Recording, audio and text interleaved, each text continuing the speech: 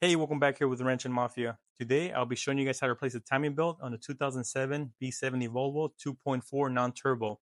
This is, of course, a 5-cylinder engine.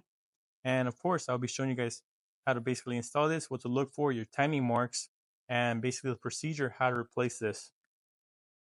So before we get started, I want to give a special thanks to Craftmans for sending us over the new line of ratchets. These ratchets have up to 25% thinner heads for increased access to those tight spaces. These ratchets come in full metal polished chrome for easy cleaning and to help prevent corrosion. I know we all been in a situation where we're working a project at home and we're trying to get to the fastener, but we're working in a tight space. But with these ratchets, it'll make it easy to get in there and basically remove that fastener with easy effort and be able to get in there and do the job. So as we get started to removing this timing belt, we got to verify that our timing marks are basically where they're supposed to be. With any timing components, you got to be very careful. If you were to basically mess up the timing, you could cause catastrophic engine damage, and we do not want that. So you always got to be careful and follow instructions before you get started and replacing those timing components like the timing belt, camshaft pulleys, or anything in the timing system. So as we can see here, at the bottom in the crankshaft, I also made a picture or timing marks will be that notch down at the bottom. And of course, I've also made a picture up here so you kind of see what I'm talking about. And we got to get those lined up.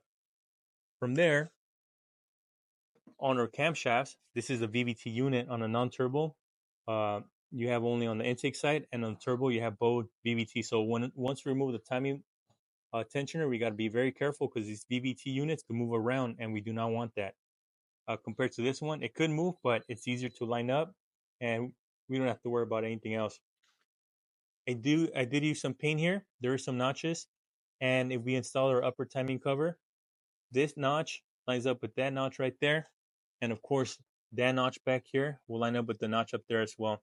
So once all those three notches are lined up, we want to remove our 12 uh, down here, which is our tensioner, and loosen up the timing belt. Once we know our timing marks are where they're supposed to be, I am going to use our Craftsman low profile ratchet with our 12 millimeter socket. And of course, with that tight clearance, you could see that this is perfect. With if I would have had another ratchet with the thicker head, it would have been a hard time to basically remove that fastener. So as I loosen that up, trying to break it loose,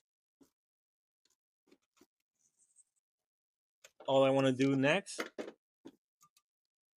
is push this tab forward, and it loosens up the timing belt.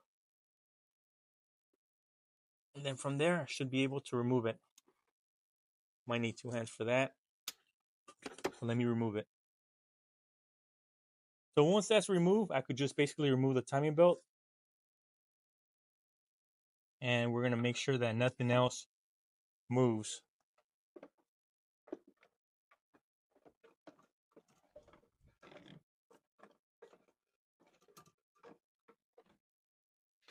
And of course, you want to make sure that nothing moves on this side and also at the bottom. We will be loosening up our tensioner here.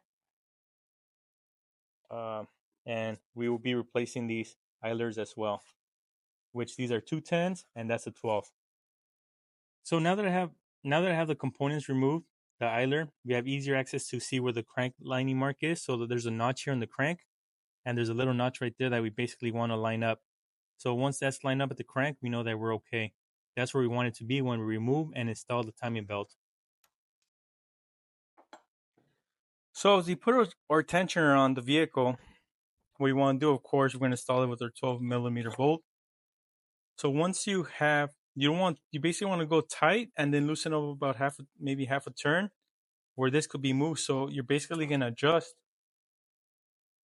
this center Allen. When you adjust it, you want to adjust it to where the window is right in the center. And then you're going to tighten up your bolt. It's kind of a little bit hard to explain, but I'll show you guys once I have it on there. So as you basically route your timing belt from the crankshaft to the idler, to the intake camshaft, to the exhaust, to the water pump, and of course the last one's going to be your tensioner, you want to make sure that all your timing marks are basically still in the same place. The bottom one, of course, is supposed to line up from the crank to the notch to the back of the casing, which I'll submit another picture here. And of course, these notches went up to my timing cover, which I know for a fact I double checked. They are lining up. And the last part of this, you remember this bolt is still loose a little bit. You want to get enough where you kind of get the 6 millimeter Allen, and you want to hold it there between that window at the tension, or this little window here. You want to turn it, and as you're holding that 6 millimeter, you want to tighten that 12 millimeter bolt. So I'm gonna do that, and then we're gonna rotate the engine several times by hand. So as we're done installing the timing belt, last thing you want to do, of course, is rotate the engine 4 times, 4 revolutions, like from the crank. Uh, and then from there, of course, we are going to compare timing marks. You want to make sure that everything lines up properly. The bottom crankshaft one lines up as well. You want to make sure there's no slack once you rotated your engine in between any of the timing belt components. Once you're done, you put it back together and you're all set. Once again, I want to thank Craftmans for sponsoring the video and sending their new low-profile ratchets to us to try and check out. And we're able to see where we will be needing them in a situation when we're working on these projects. I want to say thank you guys for watching the video. Make sure you guys hit the like button, subscribe, and you can find these at your nearest Craftsman retailer.